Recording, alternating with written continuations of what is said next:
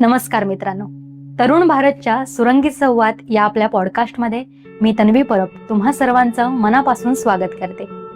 आज आपण एका अशा विषयावर बोलणार आहोत ज्यावर बोलताना काळजाचा ठोका चुकतो, पण आता शांत बसून तर चालणार नाही. आजचा आपला विषय आहे युगाची आत्महत्या.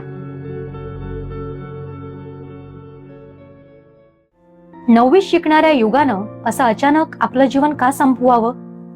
सध्या वृत्तपत्र उघडलं किंवा सोशल मीडिया स्क्रोल केला की एकामागून एक तरुण मुलांच्या आत्महत्येच्या बातम्या समोर येतात. ज्या वयात स्वप्न बघायची, जग जिंकायचं, त्या वयात आपला आजचा युवक आयुष्याचा शेवटचा निर्णय का घेतोय? खरंच आत्महत्या हा शेवटचा पर्याय उरलाय का? आपला आपापसातला संवाद संपतोय की हातातला मोबाईल या सर्वांचा गुन्हेगार ठरतोय? चला आज याच विषयावर थोडं उघडपणे बोलूया. मित्रांनो, जेव्हा एखादा तरुण जीव स्वतःला संपवण्याचा विचार करतो तेव्हा त्याच्या मनात काय चाललेलं असेल? अयशस्वी प्रेम, परीक्षेचा ताण, बेरोजगारी, कौटुंबिक वाद किंवा मग करिअरची चिंता. खरं तर कारणं अनेक असू शकतात, पण मग प्रश्न असा आहे की समस्या ही आयुष्यापेक्षा मोठी कशी होऊ शकते? आपण यश साजरं करायला शिकतो, पण अपयश कसं पचवायचं हे आपल्या शिक्षण पद्धतीनं किंवा समाजानं आपल्याला शिकवलेलंच नाहीये. एखादी परीक्षा किंवा एखादं नातं तुटलं म्हणजे आयुष्य संपलं असा विचार आपली तरुणाई कशी करू शकते? खरं तर संकट कायमस्वरूपी नसतात, पण आत्महत्या हा एक कायमस्वरूपी निर्णय आहे जो मागे घेता येत नाही. आणि हे आपण कधी समजून घेणार? आता वळूया एका दुसऱ्या महत्वाच्या प्रश्नाकडे. पूर्वीच्या काळी घरात 4 माणसं एकत्र बसायची, सुखदुःख वाटून घ्यायची. आज एकाच छताखाली 4 माणसं राहतात, पण प्रत्येकाचं जग वेगळं आहे. आपण एकाच घरात राहूनही एकमेकांपेक्षा कोसो दूर असतो. आणि सगळ्यात मोठी शोकांतिका काय आहे माहितीये?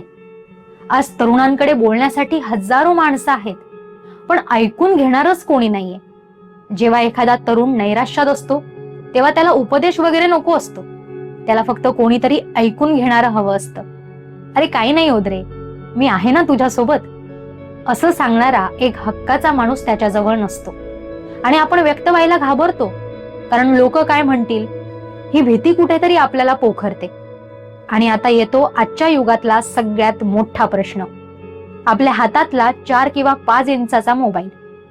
यानं आपल्याला जगाशी जोडलं, पण स्वतःच्या माणसांपासून तोडलं.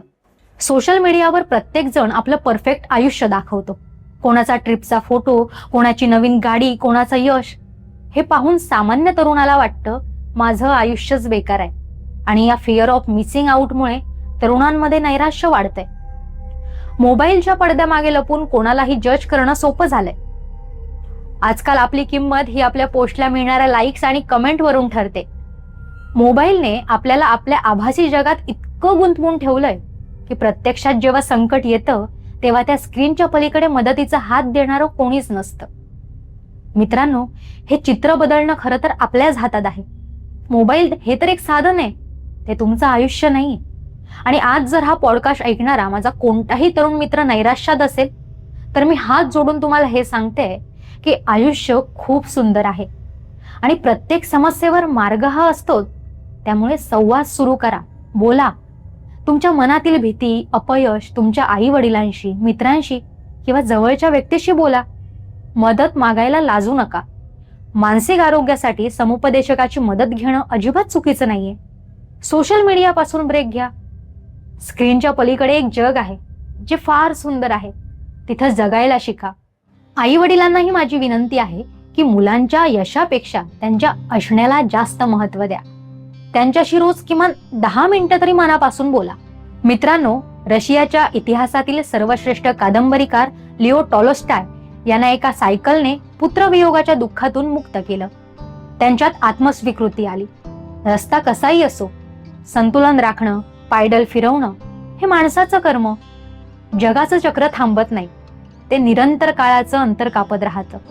नवीन पिढीचे कवी ऐश्वर्य पाटेकर त्यांच्या एका कवितेत म्हणतात, मरणारं जातं दादा एका वाटेनं, माग 1000 वाटा उभ्या राहतात जिबल्या दावत. त्यांचं काय? तेव्हा आपण आपल्याला मिळालेलं हे आयुष्य सुंदर पद्धतीने जगूया.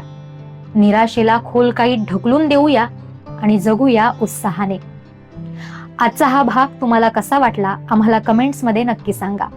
जर तुमच्या ओळखीचं कोणी कठीण काळातून जात असेल तर त्यांच्याशी आजच बोला, संवाद साधा, त्यांच्या हातात हात द्या, कारण एक संवाद कोणाचा तरी जीव वाचवू शकतो. पुन्हा भेटूया अशाच एका महत्वाच्या विषयावर बोलायला. तोपर्यंत स्वतःची आणि आपल्या माणसांची काळजी घ्या.